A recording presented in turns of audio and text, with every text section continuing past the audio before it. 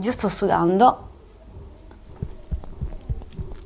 Ciao a tutti e benvenuti in questo nuovo video direttamente dall'inferno, perché veramente, se avete visto l'ultimo video, avete assistito ad un mio sfogo sul caldo che in questi giorni si sta facendo, sta peggiorando in maniera veramente, io sto avendo un tracollo. Poi tra l'altro, siccome girando il video il microfono capta molti rumori che fanno parte appunto della zona urbana, e soprattutto anche i miei vicini non aiutano ovviamente alla registrazione, quindi mi sono dovuta isolare, quindi ho chiuso porte, finestre, ho ovviamente tolto il ventilatore, che di solito è l'unica presenza costante in questa casa, oltre alla mia triste vita, perché chiaramente io passo le giornate a studiare e boccheggiare. Cercherò di non pensare al fatto che mentre vi sto parlando sto sudando. Oggi voglio rispondere ad una domanda che mi fate in molti, che mi fate in realtà da molto tempo,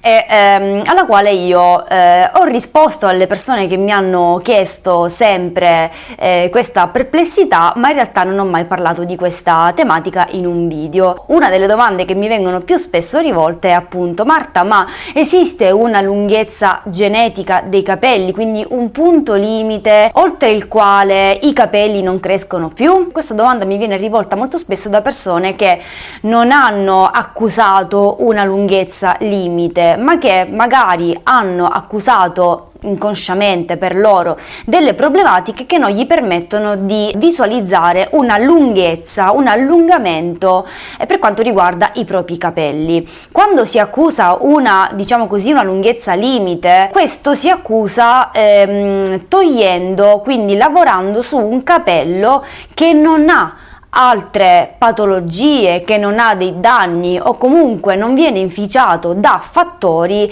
che vanno ad aggredire il suo percorso di crescita. Quindi noi dobbiamo innanzitutto andare a scavare all'interno della nostra routine di mantenimento del capello, eliminare tutti quei fattori che invece sono limitanti per la crescita e l'allungamento del capello, e poi come ultima cosa arrivare alla genetica. Un po' come quando io vi parlai della cute grassa e vi dissi: ragazze, state molto attente, prima valutate l'alimentazione, poi valutate la routine, poi valutate eventuali problemi ormonali, e poi infine, se tutte queste fattispecie sono al loro posto, allora si parlerà di genetica. Ed è la stessa cosa che faremo in questi casi, ma con dei piccoli appunti. Vi dico subito che la risposta a questa domanda è un ni, nel senso che la genetica fa sempre la sua parte in qualsiasi cosa, e per qualsiasi cosa che riguarda il nostro corpo, che siano i capelli, che sia la pelle, che sia il nostro carattere, qualsiasi aspetto della nostra persona ovviamente dà una mano alla genetica, l'altra mano invece è a braccetto con tanti altri fattori. Io in questo video parlerò di una genetica generale, globale, umana, più razziale, ecco, passatemi questo termine, nel senso che mi riferisco a delle categorie razziali di umani, ad esempio le persone afroamericane, le persone caucasiche, di razza appunto caucasica, oppure le persone appunto di razza asiatica, che hanno delle caratteristiche genetiche pilifere e tricologiche che si differenziano tra di loro. Queste categorie razziali, diciamo così, di tipo tricologico, hanno in comune una sorta di loro impronta, che poi ovviamente si sfaccetta, perché poi ogni persona all'interno di questa macro categoria ha le sue peculiarità. Intanto soffermiamoci sulla genetica generale della razza. Ad esempio, le razze asiatiche hanno dei capelli molto lunghi, hanno dei capelli molto lisci e molto folti, molto neri, quindi loro geneticamente hanno delle caratteristiche che portano i loro capelli a crescere molto più velocemente rispetto invece ad altre razze. Hanno una scarsa predisposizione ad esempio all'incanutimento, perché i capelli bianchi a loro sorgono ad esempio molto più in là con gli anni, mentre la razza afro e la razza caucasica sono completamente diverse tra di loro, perché le ragazze afro, le persone afro hanno dei capelli che fanno molta fatica ad allungare e hanno una crescita di per sé dalla cute anche molto lenta. Anche il loro fusto presenta delle limitazioni, perché il fusto afro, essendo appunto caratterizzato da questa particolare forma molto stretta, che purtroppo fa perdere molta acqua al capello. Infatti il capello afro è un capello che va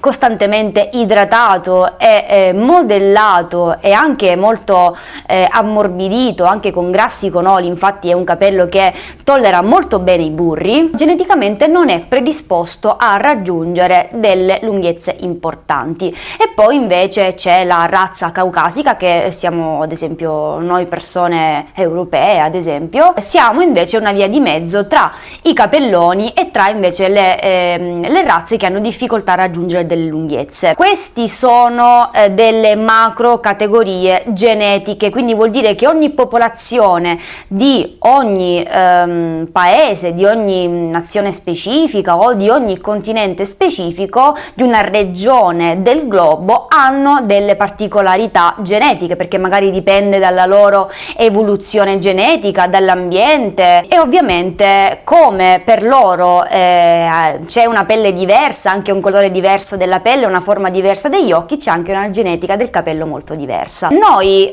di razza caucasica siamo una popolazione che invece ha una predisposizione genetica più come dire avvantaggiata rispetto alla lunghezza, quindi siamo un popolo che riesce a mettere lunghezza molto più facilmente, perché geneticamente a livello di popolazione siamo predisposti. Esiste però una sorta di piccola genetica, una sorta di genetica individuale che si confà alla persona, che si confà alle nostre caratteristiche familiari, alle nostre caratteristiche individuali del nostro DNA, e ovviamente questo cammina a braccetto anche con tanti altri fattori che si intrufolano nella nostra vita, volenti o nolenti. Facciamoci questa domanda: il capello perché esiste? Perché insieme alle unghie e alla barba è l'unica parte del nostro corpo che continua a crescere? E come mai i peli no? E i peli si fermano ad una lunghezza? Tutto nel nostro corpo, nel nostro fisico, nel nostro organismo ha un compito, ha uno scopo. I capelli hanno il compito di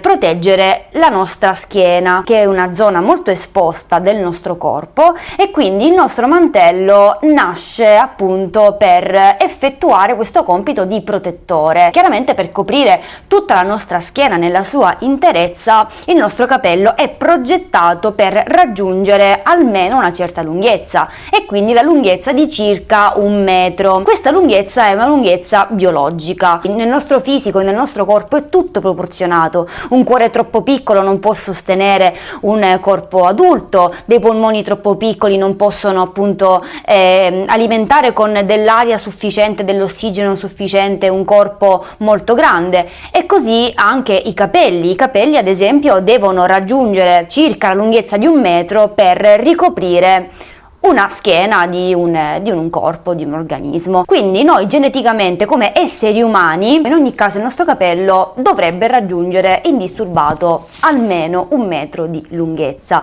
Se poi questo metro noi non lo raggiungiamo, vuol dire pensare ad altri fattori che possono andare ad impedire questo obiettivo, ovvero l'alimentazione, i livelli di stress, la scarsa idratazione, i modi in cui trattiamo i nostri capelli, i modi in cui li curiamo, che tipo di routine adoperiamo, quali sono i prodotti, se utilizziamo dei mezzi di calore, e soprattutto dobbiamo chiederci se loro crescono oppure se loro non allungano, che come sapete è molto diverso. Quindi noi umani siamo progettati per raggiungere una certa lunghezza perché siamo biologicamente disposti in questo modo. Abbiamo questa sorta di genetica individuale che è diversa da persona a persona, perché ci sono persone che hanno diverse predisposizioni genetiche per quanto riguarda il ciclo vitale del capello. Ora facciamo un piccolo passo indietro perché questa parte ve la voglio spiegare in modo molto più tecnico e spero che non vi annoiate, però vi assicuro che è funzionale al video. Allora, il nostro capello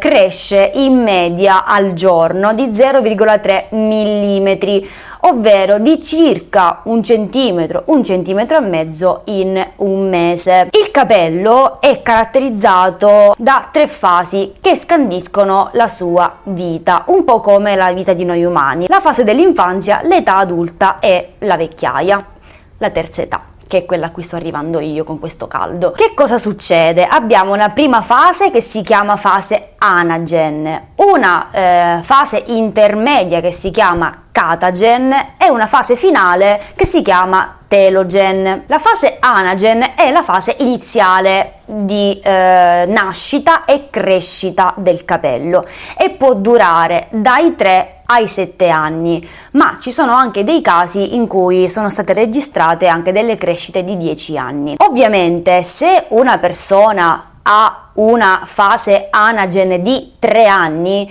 è ovvio che la sua genetica predispone il capello stesso a vivere quella fase per 3 anni. Se io invece, Marta ad esempio, ha una fase già di per sé anagen di 7 anni o anche più, è ovvio che io geneticamente sono predisposta a poter ottenere una certa lunghezza dei capelli, perché la mia genetica personale mi ha predisposto in questo modo. C'è una seconda fase che si chiama fase catagen del capello, che ha una durata di poche settimane, 2, 3, 4 settimane al massimo, ed è praticamente poi una fase di riposo del capello. Poi abbiamo la fase finale telogen, che ha una durata di circa 2-3 mesi ed è praticamente quella fase in cui il capello, diciamo così, poi viene rilasciato dal bulbo pilifero per dare spazio ad un nuovo capello. Come vedete, ogni età, ogni fase del capello ha un range,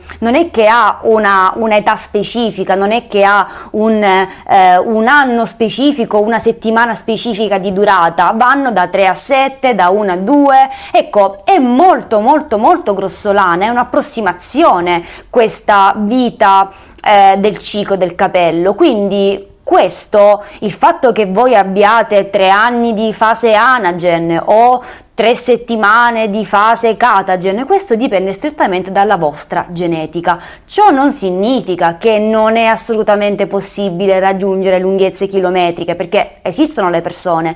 Io sono una di quelle. Ovviamente io sono sulla strada giusta per raggiungere lunghezze ancora più estreme, perché io già ho 1,31 m di capelli, ma la mia sensazione è quella di godere di un'ottima genetica che evidentemente ha in serbo dei cicli lunghi di vita dei miei capelli che mi permettono di poterli godere per molto più tempo rispetto ad altre persone. Probabilmente la mia fase anagen è una fase molto lunga rispetto magari a quella di un'altra persona, che invece magari ha una fase anagen molto corta e quindi il suo capello muore prima. Ecco, è questo che volevo farvi capire. Quindi sì, esiste una lunghezza genetica, ma anche no, nel senso che non è una cosa che dipende dal fatto che sei umana o dipende dal fatto che sei una carpa. Dipende da te e tu non puoi capirlo questo quando conduci una vita tricologica errata. Se tu ad esempio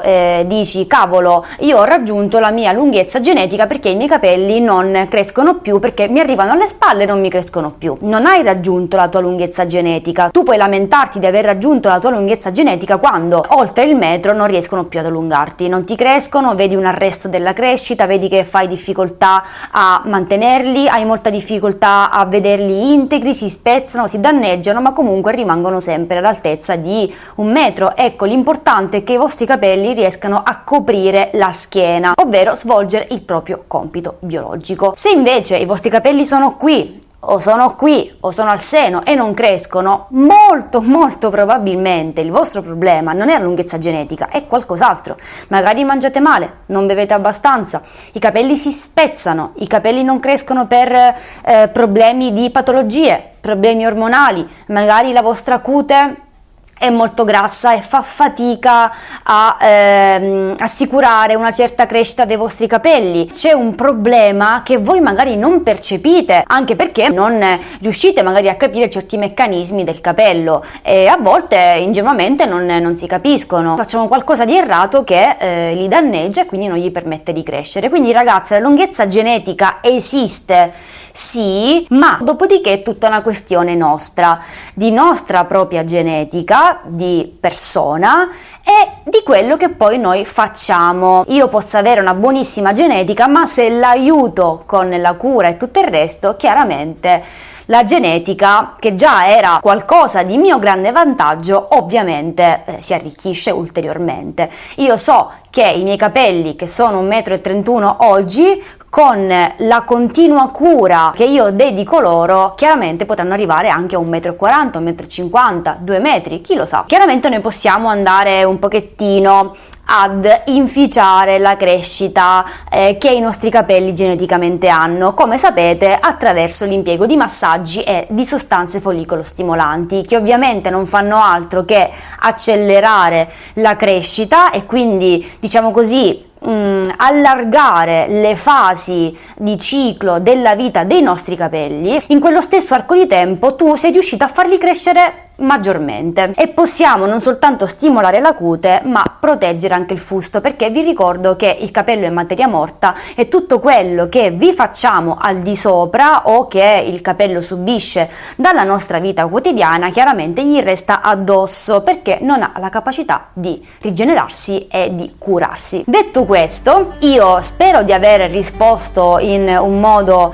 chiaro ed esaustivo. In ogni caso ragazze, voi lo sapete, potete sempre chiedermi qui sotto nell'area commenti qualsiasi cosa, non esitate a lasciare un commentino. Io magari posso rispondere con un pochettino di ritardo, con qualche giorno di ritardo, perché sono sotto sessione estiva, quindi purtroppo causa esami rispondo un po' a singhiozzo, ma vi assicuro che se anche dovesse passare un po' di tempo io vi risponderò, non vi preoccupate. Quindi voi sentitevi liberissimi come sempre di esprimere le vostre perplessità o le vostre esperienze in merito e ditemi anche se l'argomento di oggi è stato di vostro particolare interesse. Ovviamente vi ringrazio tantissimo per essere state con me durante questo video. Noi ci vediamo al prossimo video la prossima settimana e io vi abbraccio forte e vi auguro un buon weekend.